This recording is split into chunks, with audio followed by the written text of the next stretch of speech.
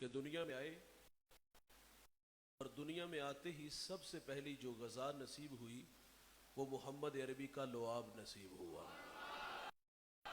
یہ لعاب اتنا بابرکت ہے، اگر جابر کی ہنڈیاں میں آئے تو برکت آ جائے۔ مولا کائنات کو اشوب چشم تھا، آنکھیں دکھ رہی تھی، میرے رسول لعاب لگاتے ہیں، علی کی آنکھیں روشن ہو جاتی ہیں۔ حضرت فدیک رضی اللہ تعالیٰ عنہ فرماتے ہیں سانپ کے انڈوں پہ میرا پاؤں آیا، بینائی چلی گئی، میں حضور کی خدمت میں حاضر ہوا، عرض کیا حضور سائل بن کے آیا ہوں، اور یہ وہ چوکھٹ ہے جہاں سے سائل کبھی خالی نہیں گیا، آنکھوں کا چراغ بجھ گیا ہے، تو آپ کی خدمت میں حاضر ہوا ہوں کہ یہ دیدے دوبارہ سے روشن کر دیجئے۔ میرے نبی اپنا لعاب لگاتے ہیں، فدیک کی آنکھیں روشن ہو جاتی ہیں، اور آپ فرماتے ہیں میری 80 سال عمر ہو گئی تو میں بڑھاپے میں بھی سوئی میں دھاگا ڈال لیا کرتا تھا۔ شیخ جزولی ایک بہت بڑا نام گزرا ہے، دلائل الخیرات امت کو درود پہ تحفہ دیا، لکھنے کا سبب بیان کرتے ہیں کہ میں شہر سوس کے قریب سے گزرا، نماز ظہر کا وقت تنگ تھا، قریب ایک کنواں نظر آیا، لیکن اس سے پانی نکالنے کے لیے ہمارے پاس ڈور رسی نہیں تھی۔ قریب ایک 8-9 سالہ بچی بکریاں چرا رہی تھی، فرماتے میں نے اس کو کہا بیٹا اپنے گاؤں سے ہمیں ڈور رسی لا دو، تو وہ ڈور رسی نہیں لینے گئی، چھوٹی چھوٹی باتیں شروع کر دی۔ اس نے سوال کی یہ کہاں سے آئے ہو، کہاں کے رہنے والے ہو، کہاں کے ارادے ہیں؟ شیخ کا نام بہت بڑا تھا، معروف نام تھا، جب نام بتایا تو بچی پھٹی نگاہوں سے دیکھ کے کہتی حضرت ناراض نہیں ہونا، میں نے آپ کے تقوی و عبادت کے تذکرے سنے ہیں، لیکن افسوس کہ آپ سے ایک چھوٹا سا کام بھی نہیں ہو رہا۔ فرماتی یہ بات کہہ کہ بچی کنویں پر آئی، اس میں آ کے اس نے تھوک پھینکی تو وہ چشمہ بن کے پانی اوپر آ گیا۔ فرماتے میرا سارا بدن پسینے سے شرابور ہو گیا کہ اللہ کہانی کیا ہے۔ خیر فرماتے جلدی سے وضو کیا، نماز پڑھی، میں نے بچی کو بلا لیا کہ بیٹا کون سا وظیفہ کرتی ہو جس کی برکت سے یہ پانی اوپر آیا؟ تو وہ کہتی حضرت صبح اجڑ لے کے آتی ہوں، شام گھر چلی جاتی ہوں۔ فرماتے میں نے ترلا کر لیا کہ تیے تینوں اللہ کا واسطہ ہی 10 تے سے پڑھنے کی ہے، تو اس نے کہا حضرت ایک بات پہ بڑا فخر ہے، میں سارا دن بکریاں بھی چراتی ہوں اور سونے محمد پہ درود بھی پڑھتی ہوں۔ اس نے کہا میں نے تو حضور کی سنت کو ادا کیا ہے کہ میرے نبی صلی اللہ علیہ وسلم ایک سفر میں تھے، پانی کی ضرورت تھی، سر راکوں آیا تو آقا کریم صلی اللہ علیہ وسلم نے اس میں اپنا لعاب پھینکا تو وہ چشمہ بن کے پانی اوپر آ گیا۔ وہ کیا کسی نے خوب کہا کہ میں فرض محبت ادا کر رہا ہوں، کسی کی ادا کو ادا کر رہا ہوں۔ تو حسین ابن علی کا اعزاز ہے، دنیا میں آئے اور دنیا میں آتے ہی سب سے پہلی جو غذا نصیب ہوئی وہ میرے رسول کا لعاب نصیب ہوا۔ سیدہ فاطمہ کو حضور نے فرمایا کہ بیٹا 7 دن بعد اس کا عقیقہ کر دینا اور سر کے بال اتار کے چاندی کے برابر وزن کر کے اس کو اللہ کی راہ میں خیرات کر دینا۔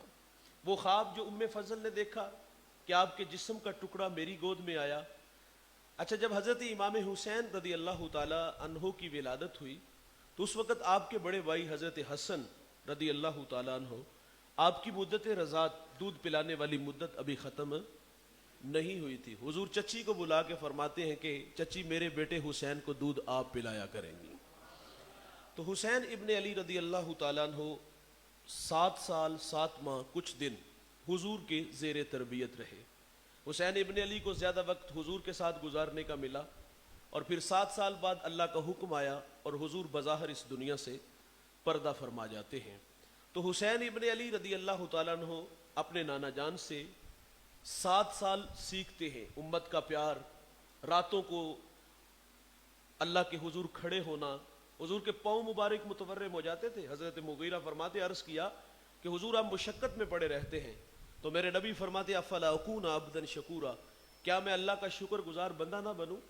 تو حسین ابن علی رضی اللہ تعالیٰ عنہ نے 7 سال اپنے نانا جان سے امت کی محبت سیکھی، اللہ کے حضور سر بسجود دیکھا، قیام میں دیکھا، اور میرے نبی نے حسین ابن علی کو زندگی کے آداب اور گر خود سکھائے۔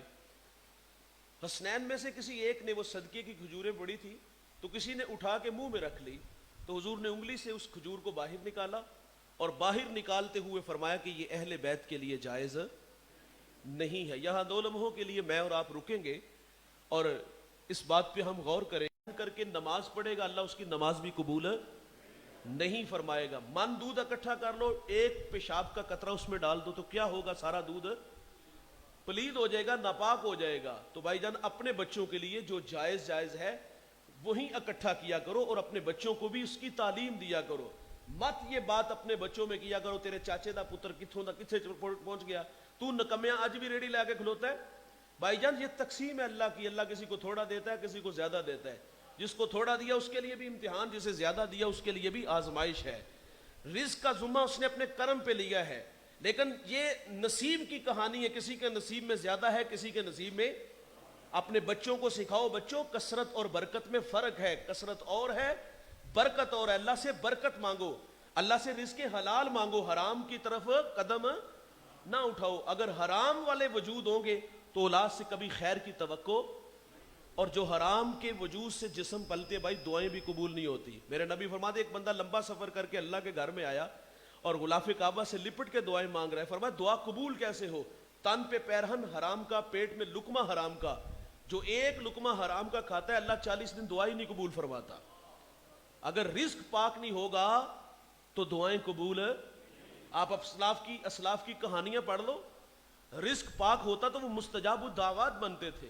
میاں شیر محمد شرک پوری رحمت اللہ علیہ نماز فجر پڑھتے ہیں اور فوراً بعد وضو خانے کی چھت پہ آ کے آپ وظیفے میں مشغول ہو جاتے ہیں. مرید اور نمازی اکٹھے تو انہوں نے کہا آج پیر صاحب سے دعا کی درخواست کرتے ہیں. ایسے زاویے میں کھڑے ہو گئے جہاں سے حضرت آسانی سے دکھائی دینے لگے, اور جب حضرت نظر اٹھا کے دیکھتے ہیں سامنے تو وہ زبان سے تو کچھ نہیں کہتے, ہاتھ کے اشارے سے کہتے ہیں کہ حضرت دعا کر دے ہو. یہ ایک دفعہ نہیں 2-3 دفعہ ہوا. حضرت دزدیدہ نگاہوں سے دیکھتے اور وہ ہاتھ اٹھاتے ہیں, اور پھر جو ہے وہ میاں صاحب موج میں آ گئے, آسمان کی طرف دیکھا,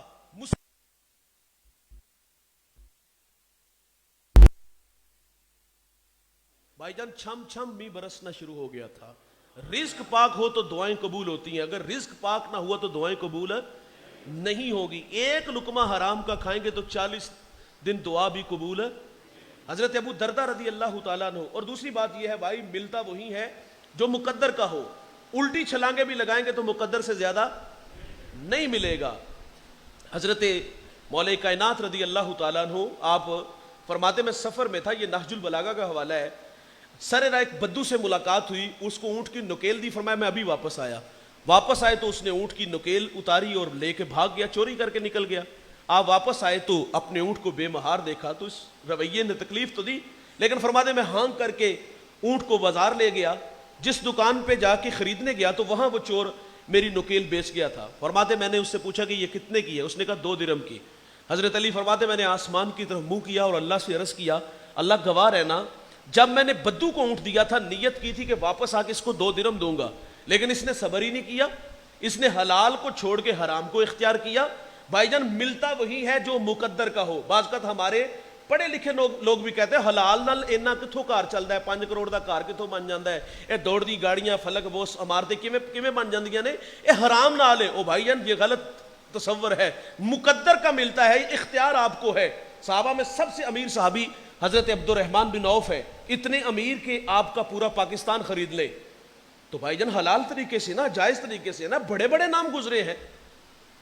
تو اللہ سے دولت عثمان مانگو, اللہ تعالیٰ سے رزق حلال مانگو. ابو دردہ رضی اللہ تعالیٰ عنہ آپ نماز فجر پڑھتے فوراً گھر چلے جاتے ہیں. صحابہ میں سے کسی نے شکایت کی کہ حضور ہم تو بیٹھ جاتے لیکن یہ جلدی چلے جاتے ہیں. حضور نے ایک دن روک لیا, فرمایا کاہے کی جلدی ہوتی ہے؟ عرض کی حضور میرا جو ہمسایہ ہے اس کے گھر میں کھجور کا درخت لگا ہے, جب صبح کے وقت مدینے میں ٹھنڈی ہوائیں چلتی ہیں تو کچھ کھجوریں ٹوٹ کے میرے بیڑے میں گرتی ہیں. فرماتے جلدی اس لیے چلا جاتا ہوں کہ کہیں میرے بچے بے خبری میں وہ کھجوریں اٹھا کے کھا نہ لے, تو میں ان کو اٹھا کے اس کے گھر میں پھینک دیتا ہوں. تھوڑی سی آواز کم ہی رکھے نا, تو یہ احتیاط ہے. اور کم کر دے, بالکل تھوڑی سی کر دے, یہ احتیاط ہے. ہمارے بچے تو ٹرالی سے گنا کھینچ کے لائے تھے, ابے نے کبھی پوچھا, وہ تو خود ساتھ شامل ہو جاتے ہیں. تو اپنے بچوں کے لیے اس بات کا لحاظ ضرور رکھیے گا. میرے نبی کھجور کو منہ سے باہر نکال کے فرماتے ہیں یہ اہل بیت کے لیے جائز. بھائی جان ہمیں بھی دیکھنا ہے کہ ہم جو اپنے بچوں کے لیے رزق اکٹھا کرتے ہیں, پردیس کے دھکے کھاتے ہیں, صبح سے شام تک 8 نہیں 18 گھنٹے محنت کرتے ہیں, کیا اس کے ساتھ حرام کی ساتھ آمیزش تو نہیں، حلال اور جائز طریقے سے اکٹھا ہو رہا ہے؟ اگر جائز ہے تو پھر آپ کو مبارک ہو۔ تو 7 سال 7 ماہ کچھ دن حضرت امام حسین کو حضور کے ساتھ گزارنے کا وقت ملا، اور آپ نے زندگی کے آداب خود سکھائے، اور پھر ماں کی گود میں آئے تو ماں سے کیا سیکھا بھائی جان؟ ماں کی کیفیت کیا تھی؟ سیدہ مصلی بچھا لیتی ہیں، پیشانی اللہ کے حضور جھکا دیتی ہیں، اور پھر ساری رات اللہ کے حضور جھکی رہتی ہیں۔ ایک دن اللہ سے عرض کرتی، مالک تیری راتیں کتنی مختصر ہے، رات بیت جاتی ہے، فاطمہ کا ذوق بندگی نہیں پورا ہوتا، اللہ فاطمہ کو ایک رات دے دے، تجھے جی بھر کے سجدے تو کر لوں۔ یہ ماں کی کیفیت تھی۔ اور والد گرامی کا مزاج کیا تھا؟ مولا کائنات رضی اللہ تعالیٰ عنہ سے سوال کیا گیا، جس کی عبادت کرتے ہیں کبھی اسے دیکھا ہے؟ حضرت علی فرماتے ہیں اتنی دیر تک سجدے سے ساری نہیں اٹھاتا جتنی دیر تک اس کے جمال کو دیکھ نہیں لیتا۔ یہاں ایک پیغام دے کے جاؤں گا، ایک فکر دے کے جاؤں گا، یہ گھر کے ماحول کی کہانی سنا رہا ہوں۔ کہا اتنی دیر تک سجدے سے سر نہیں اٹھاتا جتنی دیر تک اس کے جمال کو دیکھ نہیں لیتا۔ اور حضرت امام زین العابدین رضی اللہ تعالیٰ عنہ فرماتے ہیں، میں نے تہجد اپنے باپ سے سیکھی ہے۔ باپ سے کیا سیکھا؟ اللہ کے حضور جھکنا سیکھا۔ سیدہ زینب رضی اللہ تعالیٰ عنہا جب کربلا سے واپس آئی نا، تو مدینے کی عورتیں افسوس کے لیے آئیں۔ کسی خاتون نے کہا، بہن کربلا میں خاندان نبوت پہ سب سے مشکل اور اوکھی گھڑی کون سی تھی؟ یہ پوچھنے والی خاتون کی غرض تھی کہ 72 لاشیں جو گرے تھے، اور ہر گرنے والا بڑا محبوب رشتہ تھا، اور سب نے تڑپایا، لیکن کسی ایک کی کہانی، وہ حسین ابن علی، علی اکبر، علی اصغر، کسی کی شہادت جس پہ یزیدیوں نے جو ہے وہ زیادہ ظلم کیا ہو، اس ظلم کی کہانی، اس داستان سنانی ہوگی۔ جو پوچھنے والے کی غرض تھی کہ کس کی شہادت نے آپ کو تڑپا دیا، تو کیا سیدہ زینب رضی اللہ تعالیٰ عنہ نے علی اکبر کی شہادت کا تذکرہ کیا؟ 18-19 سالہ جوان جب میدان میں اترا اور گاجر مولی کی طرح کاٹتا رہا، دشمن کو لتاڑتا رہا، 3 دن کا پیاسا تھا، واپس آیا اور اپنے والد گرامی کو آ کے کہا، ابا جی مجھے 2 گھونٹ پانی نصیب ہو جائے تو دیکھیے گا آپ کا بیٹا کس طرح دشمن کو میدان میں لتاڑتا ہے۔ حسین ابن علی اپنی خشک زبان اپنے بیٹے کے منہ میں رکھتے ہیں، تراوٹ آتی ہے، اور علی اکبر پھر میدان میں اترتا ہے۔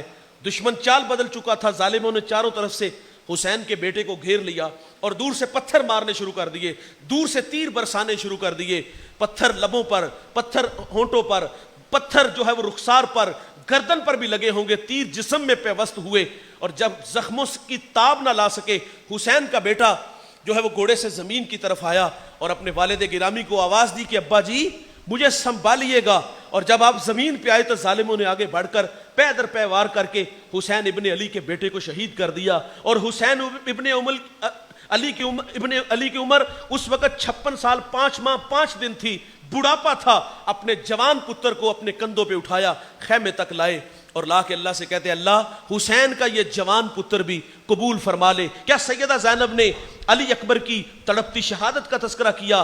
کیا بھائی کا کربلا تک جانا اور خیمے تک لانا اور لا کر کے خدا سے کہنا اے اللہ حسین کا جوان پتر قبول فرما لے؟ بڑھاپا تھا تو کیا تڑپتی شہادت کا تذکرہ کیا؟ یہ تڑپا دینے والی کہانی ہے، لیکن سیدہ زینب نے اس خاتون کو جو بات سنائی تھی وہ کوئی اور تھی۔ کیا سیدہ زینب نے علی اصغر کی شہادت کا تذکرہ کیا؟ 6 ماہ کا ننھا ہے اور اس کے حلق میں 2 شاخہ تیر لگا، تھوڑا سا خون نکلا، حسین اس خون کو لے کے فضا میں اڑا کے کہتے اللہ حسین کا یہ ننھا پھول بھی قبول فرما لے۔ کیا سیدہ زینب نے اس ننھے بیٹے کی تڑپتی داستان سنائی؟ کہانی دردناک ہے، لیکن سیدہ زینب نے دوستو بات کوئی اور سنائی تھی۔ کیا سیدہ زینب نے حضرت قاسم کی شہادت کا تذکرہ کیا؟ 9 سال عمر ہے، چھوٹی سی تلوار لے کے میدان میں اترا اور 2 منٹ کے بعد اس بیٹے کو بھی انہوں نے شہید کر دیا۔ حسین اس بیٹے کو اپنے ہاتھوں پہ اٹھا کے خیمے تک لائے اور خیمے تک لا کے خدا سے کہتے اللہ میرا قاسم بھی قبول فرما لے۔ کیا سیدہ زینب نے حضرت عباس کے کٹے ہوئے بازوؤں کا تذکرہ کیا؟ کیا سیدہ زینب نے حسین ابن علی اپنے بھائی کا تذکرہ کیا کہ جب میرا بھائی میدان میں آیا تو ظالموں نے تیر، تلواریں، نیزے اتنے مارے کہ میرے بھائی کا سارا بدن زخموں سے چور چور ہوا، اور وہ گھوڑے سے زمین کی طرف آ کے پیشانی سجدے میں رکھ کے کہتے اللہ میں تیری تقدیر پہ راضی ہوں، بتا تو بھی مجھ سے راضی ہوا ہے کہ نہیں ہوا؟ کیا سیدہ زینب نے حسین ابن علی کی تڑپتی شہادت کا تذکرہ کیا؟ شہداء کی لاشوں پہ جو گھوڑے دوڑائے گئے کیا اس کا تذکرہ کیا؟ علی اکبر، علی اصغر جو ہے وہ دیگر جو ہے نا وہ شہداء کا تذکرہ کیا؟ یہ تڑپا دینے والی کہانی ہے۔ اس خاتون نے جس نے یہ سوال کیا کربلا میں خاندان نبوت پہ سب سے مشکل گھڑی کون سی تھی؟ ایک صرف جوان بچا بیمار کربلا حضرت امام زین العابدین، اور باقی سب کو شہید کر دیا گیا۔ تو کیا سیدہ زینب نے یہ کہانی سنائی کہ مجھے فلاں کی شہادت نے فلاں کی شہادت نے فلاں کی شہادت نے تڑپا دیا؟ تڑپایا تھا، لیکن اس خاتون کو جو جواب دیا دھیان سے سنیے گا، یہ پیغام اپنی بیٹیوں کو، ماؤں کو، بہنوں کو اور خود بھی ساتھ لے کے جائیے گا۔ سیدہ زینب فرماتی کربلا میں ہمارے اوپر سب سے مشکل گھڑی وہ تھی جب رات کے وقت ہم بچوں کو جمع کر رہے تھے، تو آپ فرماتی ہماری نماز مغرب میں تھوڑی سی تاخیر ہو گئی۔ قضا نہیں، قضا نہیں، قضا نہیں بھائی، تاخیر کی بات ہے، تاخیر ہوئی۔ یہ گھر کا ماحول ہے بھائی، کربلا میں بھی سجدہ نہیں گیا۔ فرماتی مشکل گھڑی تھی کہ جب ہم بچوں کو جمع کر رہے تھے، شہداء کی لاشیں اکٹھی ہو رہی تھی، تو فرماتی مغرب کی نماز میں تاخیر ہوئی۔ رکیے گا 2 لمحوں کے لیے، میں اور آپ اپنی اپنی نمازوں کا حساب لگائیں۔ ہماری نمازوں میں تاخیر ہوتی ہے یا قضا ہوتی ہے؟ ہماری نمازوں میں تاخیر کی کہانی کوئی نہیں بھائی، ایک لمبی چوڑی فہرست ہے۔ میں اور آپ اپنی اپنی نمازوں کا اگر شمار کرنا چاہیں نا، حساب لگانا چاہیں تو 2 منٹ میں لگا کے بتا دیں گے کہ ہم نے زندگی میں نمازیں پڑھی کتنی۔ میری 37 سال عمر ہو گئی، آپ میں سے کسی کی 20، کسی کی 25، کسی کی 50 ہو گئی۔ میں اور آپ اپنی اپنی نمازوں کا حساب لگائیں تو کیا ٹائم لگے گا؟ انگلیوں کے پوروں پہ گن سکتے ہیں کہ ہم نے زندگی میں نمازیں پڑھی کتنی ہیں۔ کسی کے پاس صرف ایک عید کی نماز ہوتی ہے، اور جو عید والے دن آتا ہے 365 دن سال کے 64 دن 364 دن اللہ کے حضور جھکا نہیں، مسجد کا رخ نہیں کیا، حی علی الصلاۃ کی صدائیں 5 وقت فضا میں گونجتی رہی، لیکن یہ اتنا غافل، اتنا لاپرواہ تھا کہ اسے مسجد میں آنا ہی نہ نصیب ہوا۔ آج سال بعد اللہ کے گھر میں آیا، جس کا رزق کھاتا رہا، جس کی نعمتیں کھاتا رہا، جس کی دھرتی پہ چلتا رہا، آج سال بعد آیا، مسجد میں قدم آیا، تو کیا شرم اور شرمندگی کے قافلے اترے کہ اتنی دیر اس خدا اپنے رب کی چوکھٹ سے دور رہا؟ کیا قدم رکھتے ہی آنکھیں برسی؟ کیا قدم رکھتے ہی ماضی کی تلخیاں یاد آئیں؟ کیا قدم رکھتے ہی اس پیشانی میں جو سجدے اداس تھے، کیا وہ اداسیاں آئیں؟ کیا ندامت سے نظریں جھک گئیں؟ کیا سجدے میں سر رکھ کے تڑپا کہ اللہ اب نماز نہیں چھوڑوں گا؟ جو سال بعد آیا نا، وہ از راہ تمسخر کہتا ہے او ایسا کو کافر ہو کے مرنے، ایک نماز تے ضرور پڑھنے، عید تے ضرور پڑھنے ہیں۔ کچھ لوگوں کے پاس صرف سال میں ایک عید کی نماز ہے، اور کچھ لوگوں کے پاس صرف جمعہ ہے۔ وہ کہتے ہیں ہم چھٹی کا دن ہوتا ہے بھائی، بچوں کو بھی ٹائم دیتے ہیں تو ہم اللہ کے حضور بھی سجدہ کرتے ہیں۔ اور کچھ لوگوں کے پاس صرف ایک نماز ہوتی ہے فجر کی، وہ کہتے ہیں بھائی جدہ کھاؤ دے گن بھی گاؤ، جدہ رزق کھاتے ہیں اس کا نام لے کے ہی ہم کام پہ جاتے ہیں۔ میرا سوال ہے، کیا ایک نماز فرض ہے؟ کیا ایک جمعہ فرض ہے؟ کیا سال کی ایک عید ہمارے لیے کافی ہے؟ جن کے نام پہ میں اور آپ جمع ہوئے نا، ابھی آپ نے نعرے علام پہ، نغمے علام پہ ان کے تذکرے کیے، ان کے نام پہ آنسو بہائے، ان کی یاد میں ہم یہاں مل بیٹھے۔ محبت عمل مانگتی ہے، محبت دعوی عمل دلیل ہے، محبت عمل آسان کرتی ہے۔ جن کے نام پہ جمع ہوئے ہو بھائی، ان کی تو کربلا میں بھی قضا نہیں ہوئی تھی، تاخیر ہوئی تھی، قضا نہیں ہوئی تھی۔ جن کے نام پہ جمع ہوئے ہو، یہ تو کہانی ان کی ہے۔ ایک گھر میں 8 افراد ہے، سب پہ نماز فرض ہے۔ سوال ہے کتنے لوگ آتے ہیں؟ یہ ناگرہ کی جامع مسجد ہے، اور یہاں کم از کم 500-700 لوگوں کے لیے یہاں گنجائش ہے، لیکن اس مسجد کے جو ملحقہ آبادی ہے، جو اس محلے کی، جو اس مسجد کی آبادی ہے، کیا 500 نوجوان ہیں؟ کیا اس قریب 500 لوگ رہتے ہیں؟ بھائی جان کم از کم 5000 تو ہوں گے، 5000 نہیں 2000 تو ہوں گے۔ اگر نماز کے وقت آپ لوگ آنا شروع کرو، سب سجدہ کرو، تو یہ ساتھ والے گھر بھی ہمیں خریدنا پڑے۔ لیکن مجھے بتائیے گا کیا نماز کے وقت یہ مسجد بھری ہوتی ہے؟ 2 صفیں ہوں گی یا 2.5 صفیں ہوں گی؟ بڑی ہوگی تو 3 صفیں ہوں گی۔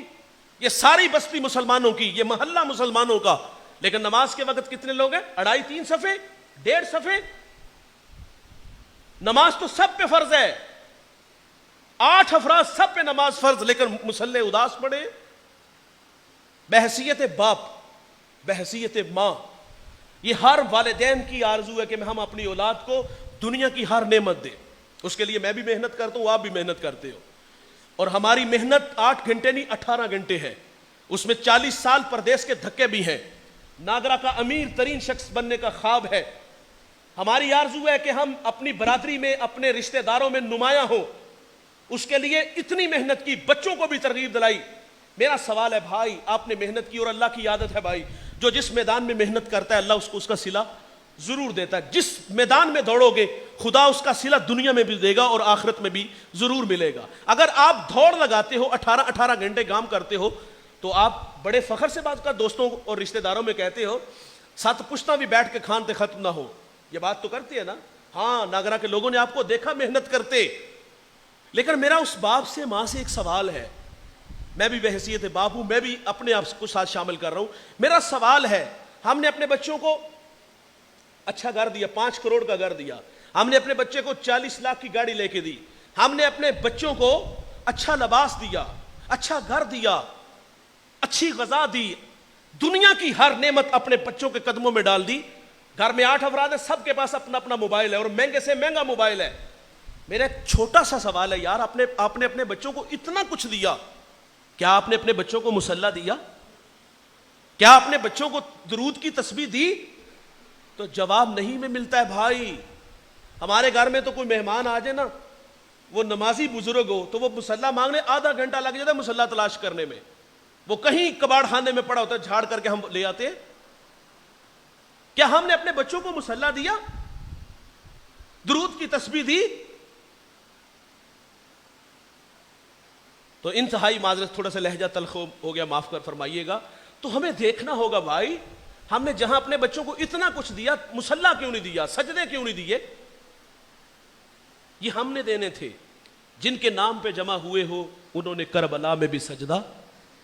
یہ گھر کے ماحول سے ملتی ہیں چیزیں, یہ بڑے سکھاتے ہیں چیزیں. دیکھیے, سیدہ نے بابا کو سجدوں میں دیکھا, حسین ابن علی 7 سال رہے سجدوں میں دیکھا, ماں کو سجدوں میں دیکھا. زین العابدین فرماتے میں نے باپ سے تہجد سیکھی ہے. سیدہ زینب فرماتی کربلا میں خاندان نبوت پہ اوکھی گڑی کہ مغرب کی نماز میں تاخیر ہوئی. یہ کہاں سے ملا؟ یہ 4 دیواری سے ملا. بعض کا ہم سمجھتے کہ ہم ہفتے میں ایک دفعہ بچوں میں بیٹھتے ہیں اور ایک لمبا چوڑا لیکچر بھی دے لیتے ہیں, اور شاید کہ یہ کافی ہے. بھائی جان, بچے لمبے چوڑے لیکچر سے نہیں متاثر ہوتے. بچوں کو آپ وقت دو گے نا تو اس کے نتائج بھی آئیں گے. لیکن یہاں ایک اور سوال ہے. ہم لوگ کہتے ہیں مولوی صاحب یہ بات جو آپ کرتے ہیں نا کہ بچوں کو ٹائم دینا چاہیے, ہم کیسے ٹائم دیں؟ معیشت کا جنازہ نکلا ہوا ہے, غربت کی لکیر پہ کھڑے ہیں, صبح سے شام تک ان کے لیے پیسہ اکٹھا کریں, رزق اکٹھا کریں, یا انہیں وقت دیں؟ مجھے ایک سوال کا جواب دیجئے گا, اس کائنات میں حضور سے زیادہ کوئی مصروف شخصیت ہے؟ لیکن میرے نبی نے بھی اپنی زندگی کو 4 حصوں میں تقسیم کیا تھا. ایک وقت اللہ کے لیے تھا, اس میں مخلوق نہیں تھی, ساری رات اللہ کے حضور کھڑے رہتے. دوسرا وقت مخلوق کے لیے تھا, دکھیوں کے کام آتے تھے, بیواؤں کے کام آتے تھے. اور تیسرا وقت اپنی ذات کے لیے تھا. سیدہ عائشہ سے سوال کیا گیا, حضور گھر تشریف لاتے ہیں تو کیا معمولات ہوتے ہیں؟ پوچھنے والے کی غرض کہ تسبیح و تحلیل, ذکر و اذکار کی بات سنائیں گی. آپ فرماتی حضور گھر آتے ہیں تو بکری کا دودھ دھو لیتے ہیں, اپنے کپڑوں کو پیوند لگا لیتے ہیں, جوتا بھی گانٹھ لیتے ہیں. یعنی کہ تیسرا وقت وہ اپنی ذات کے لیے تھا, اپنا کام خود کرنے کا مزاج تھا. اور یہ امت کی تعلیم کے لیے تھا. یہ تو ازواج بھی کر کے دے سکتی تھی, یہ تو کام صحابہ بھی کر سکتے تھے, لیکن یہ امت کی تعلیم کے لیے تھا. جو کام اپنا خود نہیں کرتے, یا وہ متکبر ہوتے ہیں یا پھر وہ سست ہوتے ہیں. اور کچھ لوگوں کا مزاج, ہم کہتے ہیں یار ہمارے پاس اتنی دولت, 10 نوکر ہیں, ہمیں کیا ضرورت, ہماری گاڑی کا دروازہ کھولنے کے لیے ملازم الگ, بوٹ پالش کرنے والا الگ, ہم اپنے کام کیوں خود کریں؟ اللہ فرماتے محبوب آپ کہو تو ہم بطح مکہ کو سونے چاندی کا بنا دیں. جس کے دربان ابو بکر و عمر جیسے ہوں وہ اپنا کام خود کرے. ہمیں کرتے ہوئے کیا ہوتا ہے؟ میں مولوی ہوں, میں تو بازار سے سبزی اٹھانے کے قابل نہیں, میں اپنی توہین سمجھوں گا, میں تو اپنا جوتا بھی نہیں اٹھا سکتا, اتنا کمزور. کھانا بنانا تھا نا, ایک کہتے میں بکری ذبح کروں گا, دوسرے صحابی کہتے میں کھال اتاروں گا. میرے نبی فرماتے کھانا بنانے کے لیے لکڑیوں کی ضرورت ہوتی ہے, میں محمد جنگل سے لکڑیاں کاٹ کے لاؤں گا. تیسرا وقت اپنی ذات کے لیے, اور چوتھا وقت اپنے گھر والوں کے لیے تھا. گھر والوں کو وقت دینے سے نتائج کیا ملے؟ امام نے حضور کو سجدوں میں دیکھا, سیدہ نے بابا کو سجدوں میں دیکھا. حسین حضرت زین العابدین فرماتے تہجد باپ سے سیکھی. سیدہ زینب فرماتی کربلا میں اوکھی گڑی، مغرب میں تھوڑی سی تاخیر ہوئی. یہ گھر کے ماحول سے ملتی ہیں چیزیں. جب آپ وقت دینا شروع کرو گے تو نتائج اچھی آئیں گے. سجدوں میں پیشانی میں سجدے آئیں گے، آنکھوں پر حیا کے پہرے آئیں گے، کانوں میں قرآن کے نغمے آئیں گے، لبوں پر سونے محمد کے ترانے آئیں گے. یہ سکھانا آپ نے ہے. شرط یہ ہے کہ آپ اپنے بچوں کو وقت دو. کلاس روم میں ٹیچر سوال کرتا ہے بچوں بڑے ہو کر کیا بنو گے؟ کسی نے ڈاکٹر، کسی نے انجینئر، کسی نے کچھ کہا. ایک بچہ کہتا ہے استاد جی میں بڑا ہو کر صحابی رسول بنوں گا. یہاں جھٹکا لگا. کہا پتر صحابی تو وہ ہوتا ہے جس نے حضور کا زمانہ پایا ہو، سر کی آنکھوں سے دیکھا ہو. تو 14 صدیوں کے فاصلے پہ کھڑا ہے، لیکن بتا شوق کیسے پیدا ہوا؟ وہ کہتا ہے استاد جی میری ماں روزانہ سونے سے پہلے ایک صحابی رسول کا واقعہ سنا کے سوتی ہے، تو میرے دل میں شوق پیدا ہوا ہے میں بڑا ہو کر صحابی بنوں. یہ صحابی بننے کا شوق کس نے پیدا کیا؟ صحابہ کی محبت کس نے سکھائی؟ بھائی جان ماں نے سکھائی. یہاں 2 لمحوں کے لیے رکیے گا. کیا ہم نے اپنے بچوں کو وقت دے کر کے صحابہ کی محبت سکھائی؟ ہم تو 2 گھنٹے نیند سے پہلے ہمارے پاس جو ہوتے ہیں نا گھر میں، ہم موبائل کے دیانے لگے ہوتے ہیں. ہم تو جان ہی نہیں چھوڑتے موبائل کی. گولی مارو یار، اس نے ہمارا جینا ہی حرام کر دیا، رشتوں سے دور کر دیا. پاس بیٹھ کر کے بھی ہم جو نا وہ قریب نہیں ہوتے. ہر کسی نے فیس بک کھولی، کوئی کچھ دیکھ رہا ہے، کوئی کچھ دیکھ رہا ہے. وہ کتنا اچھا دور تھا یار جب ایک دوسرے کے دکھ سکھ کے ساتھی ہوتے تھے، ایک دوسرے کی خوشیوں میں شامل ہوتے تھے. آج تو موبائل کی نہیں جان چھوڑتے.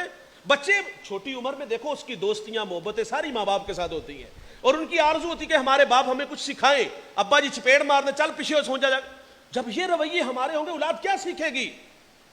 ہمارا کہنا ہے 2 گھنٹے جس طرح ٹیچر روزانہ کی بنیاد پہ ایک نیا سبق لاتا ہے، آپ بھی بھائی روزانہ کی بنیاد پہ ایک نیا سبق لاؤ. بچوں کو بلاؤ، جمع کرو، چٹائی بچھاؤ، مصلے پر خود پہ بیٹھو، کتاب کھولو. کہا آؤ بچوں آج ابو بکر کی باتیں کریں، آؤ بچوں آج عمر فاروق کی باتیں کریں، آؤ بچوں عثمان غنی کی باتیں کریں، مولا علی کی باتیں کریں. جس دور سے میں اور آپ گزرے یہ فتنوں کا دور ہے. گلی گلی فتنے ہیں. اسلام آباد سے کراچی تک جس طرح بکواسات کی، آپ کو نہیں پتا صحابہ کو گالیاں دی گئی، تبرہ بولا گیا، ابو بکر کو گالیاں دی گئی، حضرت عمر کے بارے میں کیا کچھ نہیں کہا گیا. آپ کو نہیں پتا. کاش کے سکھایا ہوتا. وہ گندی زبان منہ سے کھینچ لیتا کہ ماں بچپن میں سکھا گئی ہے.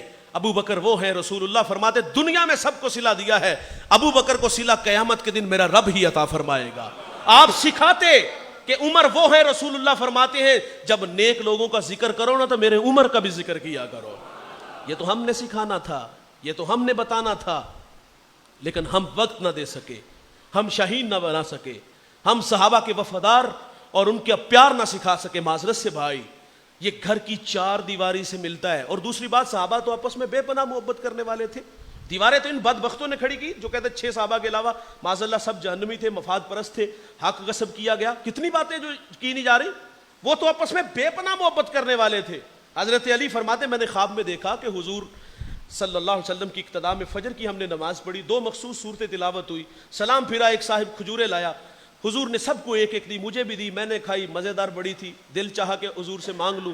ادب مانے تھا، خاموش رہا. کہتے کھجور کھا لی تو آنکھ کھل گئی. جب آنکھ کھلی تو مسجد نبوی میں فجر کی اذان ہو رہی تھی. یہ حضرت عمر کا دور تھا. فرماتے ہیں حضرت عمر کے پیچھے آ کے نماز کے لیے کھڑا ہو گیا. جو حضور نے تلاوت کی تھی وہی صورتیں حضرت عمر نے تلاوت کی. سلام پھیرا، خواب میں کھجوریں آئی تھی، حقیقت میں نے دیکھا کہ صاحب کھجوریں لے آیا. حضرت عمر سب کو ایک ایک کھجور دے رہے ہیں. کہتے میری باری آئی، میں نے بھی کھائی.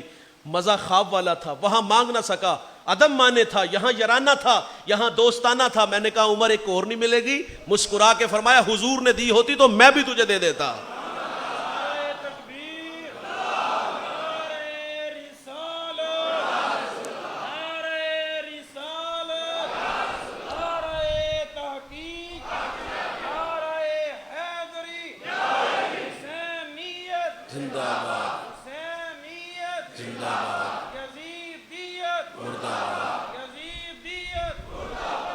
تو یہ سکھانا ہوگا بھائی ہمیں اپنے بچوں کو صحابہ کی پیار، صحابہ کا پیار، اہل بیت کا پیار. اور یہ گھر کی 4 دیواری سے ملتا ہے. تو سجدے کہاں سے ملے؟ گھر سے ملے. حسین ابن علی 7 سال نانا جان کے ساتھ گزارتے ہیں. امت کی محبت سیکھی، امت کا پیار سیکھا. اور محبت کی کہانی تو یہ تھی، پیار اتنا تھا نانا جان سے کہ حضور حسین کی زبان اس طرح چوستے تھے جس طرح کھجور چوسی جاتی ہے. کبھی کندھوں پہ سوار کرتے ہیں، سجدے میں جاتے ہیں، تسبیحات بڑھا دیتے ہیں، ہاتھ اٹھا کے کبھی کہتے ہیں اللہ میں پیار کرتا ہوں، تو بھی ان سے پیار کر، جو ان سے پیار کرے اللہ تو ان سے پیار فرما. پیار کی کہانی، بہت ساری باتیں، لیکن وقت کے دامن میں اتنی گنجائش نہیں. مغرب تا عشاء ٹائم ہوتا ہی کتنا 1-1.25 گھنٹہ ہوتا ہے، اور اس میں مشورہ دوستوں کو ضرور دیتا ہوں کہ اس میں جتنا اختصار ہو سکے وہ کرنا چاہیے. تلاوت مختصر سے 2-3 اشعار نعت کے پڑھیں، اس کے بعد جو آپ کا مہمان خطیب مبلغ ہو آدھا گھنٹہ 40 منٹ وہ بیان کرے، اس کے بعد دعا اور با جماعت نماز پڑھنی چاہیے. چلو خیر، آج تھوڑی سی تاخیر ہوگی اور میں کوشش کر رہا ہوں جلدی میں 2-4 منٹ میں اپنی گفتگو سمیٹ لوں. تو حضرت حسین ابن علی رضی اللہ تعالیٰ عنہ سے بے پناہ نانا جان سے محبتیں تھیں. اپنے نانا جان سے بہت ساری محبتیں وصول ہوئیں، اور اپنے نانا جان سے 1-2 باتیں ہیں. آپ نے سخاوت بھی سیکھی، اپنے نانا جان سے اخلاق سیکھے. اخلاق کی کہانی سنیے گا بھائی. آپ سفر میں تھے تو سرے راہ کچھ مساکین زمین پہ بیٹھ کے کھانا کھا رہے تھے، اور واصف علی واصف کا ایک جملہ ہے، آپ فرماتے بڑا آدمی وہ ہوتا ہے، ایک معیار میں نے آپ نے مقرر کیا ہے، دولت، اقتدار، دوڑتی گاڑیاں، فلک بوس عمارتیں. ہم سمجھتے ہیں ناگرا کا وہ سب سے بڑا آدمی وہ ہے جس کے پاس بہت زیادہ دولت ہے. یہ معیار نہیں ہے بھائی. میں نے آگے بھی عرض کیا، یہ تقسیم ہے، کسی کو زیادہ اور کسی کو کم. واصف علی واصف کہتے ہیں بڑا وہ ہوتا ہے جس کی صحبت میں بیٹھنے والے لوگ خود کو چھوٹا نہ محسوس کریں. خود کو چھوٹا محسوس. مسکین تھے یار، زمین پہ بیٹھ کے کھانا کھا رہے ہیں. ہم تو سٹیٹس کا خیال رکھتے ہیں نا، زمین پہ بیٹھ کے کھانا کھا رہے ہیں. انہوں نے حضرت امام کو دیکھا، دوڑ کر کے آئے، کہا مہمان نہیں بن جاتے، ہمارے ساتھ بیٹھ کے کھانا نہیں لیں گے؟ آپ سواری سے اترے، زمین پہ بیٹھے، ساتھ بیٹھ کے کھانا کھایا، کھانا کھا کے دعا کی، اور بعد میں ان سے کہا کبھی موقع ملے تو مجھے بھی خدمت کا موقع دینا. غریب ترلے کر کے مر جاندہ ہے، معذرت سے غریب ترلے کر کے مر جاندہ ہے، اتھے ٹائم کوئی نہیں. امیر پیغام بیچتا ہے، وہ پیغام بھی نہیں بھیجتا ہوگا، کسی کے ہاں پیغام بھیجتے، میں خود اڑ کے آ جاتا. یہاں لحاظ رکھا گیا نا. ان کے ساتھ زمین پہ بیٹھ کے کھایا. میں ایک سفر میں تھا، لمبا سفر تھا، تو ایک جگہ ہمیں انہوں نے بٹھا دیا، 3-4-5 چارپائیاں بچھی ہوئی، ایک نمایاں تھی اور باقی ویسی پڑی ہوئی تھی. ہم وہاں جا کے بیٹھ کے، وہاں تو جرت نہ ہوئی ظاہر ہے، ہمیں بھی سمجھ آ رہی تھی یہ کسی خاص شخصیت کے لیے ہے. لیکن ہوا کہ 2-4 منٹ کے بعد 2-3 نوجوان آئے ہیں. انہوں نے کہا حضرت تھوڑی سی تکلیف کر کے باہر آ جائیں. انہوں نے 4 پہیاں اٹھائیاں باہر رکھ دی، اور وہ جو نمایاں تھی وہ وہیں رہی. ٹھیک 5-7 منٹ میں ایک شخصیت نمودار ہوئی اور وہ سیدھے اندر آئے اور آ کے 4 پہی پہ بیٹھ کے، اور انہوں نے ہمیں حکم کیا کہ آپ بیٹھ جائیں. اس کا مطلب کیا ہے کہ اپنے برابر نہیں بیٹھنے دیتے؟ یار کیا ہو جاتا ہے؟ قبلہ شاہ صاحب بھی تو تشریف فرمائے، انہوں نے کہا کرسی اٹھا کے نیچے رکھو. محبت دی، پیار دیا، یہی بڑے لوگوں کی نشانی ہے. برابر بھی نہیں بیٹھنے دیتے. میں ایک جگہ خطاب، مجھے کمر کا مسئلہ، میں کھڑا ہو کے نہیں تقریر کر سکتا، تو ترلا کر کے کرسی پہ بیٹھ کے میں نے کہا یار ساتھ میری بھی رکھ دو. یقین جانی انہوں نے کہا یہاں تے کھلو کے کریں گا یا پھر بہ کے کریں گا. زمین تے بہ کے نا، اتنے نہیں، کرسی تے بیٹھا ہی سا نا. انہوں نے کہا یا زمین پہ کھڑے ہو کر یا بیٹھ کے کرو گے، کرسی پہ نہیں بیٹھنے دیں گے. میں نے کہا اگر حضرت زمین پہ ہوں تو میں گڑھا کھود کے زمین میں چلا جاؤں؟ یار یہ کیسی رونت ہے یار. اور امام کا بیٹا ہے، علی کا پتر ہے، فاطمہ کا لال ہے. مسکین کہتے ہیں حضور کھانا کھا لیں ہمارے ساتھ بیٹھ کے. سواری سے اتر کے ان کے ساتھ بیٹھ کے کھانے میں شامل ہو جاتے ہیں. یہ حضرت امام حسین رضی اللہ تعالیٰ اخلاق اپنے نانا جان سے سیکھے. آخری بات گفتگو سمیٹ لیتا ہوں. حضرت امام حسین رضی اللہ تعالیٰ عنہ نے اپنے نانا جان سے سخاوت بھی سیکھی. حضور پہ ساری زندگی زکوٰۃ فرض نہیں ہوئی. کیوں؟ کیونکہ حضور کے پاس جو بھی ہوتا تھا اس کو اللہ کی راہ میں کر دیتے تھے. حضرت اسامہ بیمار ہوئے، عیادت کے لیے گئے، تو حضرت اسامہ کے لفظ تھے کہ قرض کا پہاڑ میرے سر پہ ہے اور اس وقت سانسیں ٹوٹ رہی ہے. امام حسین گھر گئے اور گھر سے 60,000 دینار، درہم نہیں، دینار، درہم چاندی کا اور دینار سونے کا سکہ ہوتا ہے، وہ سکہ تولے کا تو ہوگا، اور اس وقت تولے کا ریٹ آپ لوگوں میں تو جانتا ہے، تقریباً 1,07,000 یا 8,000، کم زیادہ اس سے ہوں گے ضرور. 1,08,000 کا ایک تولہ ہے، 60,000 دینار. آپ حساب لگاؤ تو وہ 6 ارب سے زیادہ روپے بنتے اس دور کے. حضرت امام گھر گئے، 60,000 دینار لائے، اسامہ کو دیے، فرمایا یہ لو اور اپنا قرض اتار لو. آپ نماز میں کھڑے ہیں، باہر کسی نے دستے سوال دراز کیا، نماز مختصر کر لی. خادم سے کہا گھر میں کچھ ہے؟ کہا 200 درہم ہے. کہا لاؤ. کہا یہ آپ کے گھر والوں کے لیے کافی ہے. فرمایا ساڑی خیر صلاح ہے. سخیوں کا گھرانہ تھا نا. کہا سائل خالی نہیں جانا چاہیے. یہ ہے بڑے لوگوں کی نشانیاں کہ عطا کرنے والے ہوتے ہیں، بانٹ دینے والے ہوتے ہیں. اور ہم نے بڑوں سے سیکھا ہے کہ نذرانہ ہوتا بھی یہی ہے، امیروں سے لو اور ایسے غریب خوددار تلاش کرو جو اپنی عزت نفس مجروح نہیں ہونے دیتے. کسی کے آگے ہاتھ پھیلانا تو ہی نے جستجو جانتے ہو. اے نہیں کہ امیراں کو بھی، غریباں کو بھی، یتیماں کو بھی، بیواں کو بھی لو اور اپنی کوٹھیاں مربع بناؤ، بلکہ نذرانہ یہ ہے امیروں سے لے کر خوددار لوگوں میں بانٹ دینے کا نام نذرانہ ہے. علامہ اقبال کا کسی کے ساتھ دوستی سی، پیر صاحب کے ساتھ. اچھے لوگوں کے قدم چومنا اعزاز ہے. ہاتھ چوما تینوں پیڑ پیندی، دل چاہتا ہے چوما جتیاں نو. اچھے لوگوں کے پاس بیٹھنا سعادت ہے، لیکن میں نشاندہی کچھ لوگوں کی کر رہا ہوں جنہوں نے دھندا باقاعدہ کیا. علامہ اقبال کا وہ دوست تھا پیر صاحب، ملاقات کے لیے آئے تو مرید بھی اسی محلے کا تھا. اس نے آگے حضرت کو کہا حضرت بچیاں جوان ہیں اور 90 یا 100 روپے کا مقروض بھی ہوں، آپ دعا فرما دو. انہوں نے ہاتھ اٹھا کے دعا کی، منہ پہ ہاتھ پھیرا. مرید نے 10 روپے نکالے جیب سے، کہا حضرت نذرانہ قبول کرو. انہوں نے پکڑے جیب میں ڈال لیے، خیال ہی نہیں آیا کس لیے تھا. وہ چلا گیا. اقبال کہتے مجھ سے نہ رہا گیا. کہا کہ پیر جی ناراض نہ ہویا جے، وہ مسکین آیا سی 90 دا مقروض سی تے جناب نے ہاتھ چکے تو 100 دا ہو گیا. وہاں اقبال نے کہا تھا کہ ہم کو تو میسر نہیں مٹی کا دیا بھی، اور گر پیر کا بجلی کے چراغوں سے ہے روشن. نذرانہ نہیں سود ہے پیران حرم کا، ہر خرقہ سالوس کے اندر ہے مہاجن. شہری ہو دیہاتی ہو مسلمان ہے سادہ، بتوں کی طرح پوچھتے ہیں کعبے کا برہمن. اور میراث میں آئی ہے انہیں مسند ارشاد، زاغوں کے تصرف میں عقابوں کا نشیمن.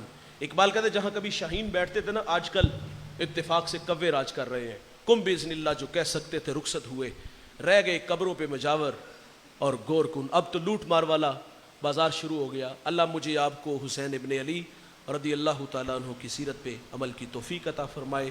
جو کہا سنا اللہ ہم سب کو عمل کے جذبوں سے مالا مال فرمائے. وآخر دعوانا درود السلام کی ایک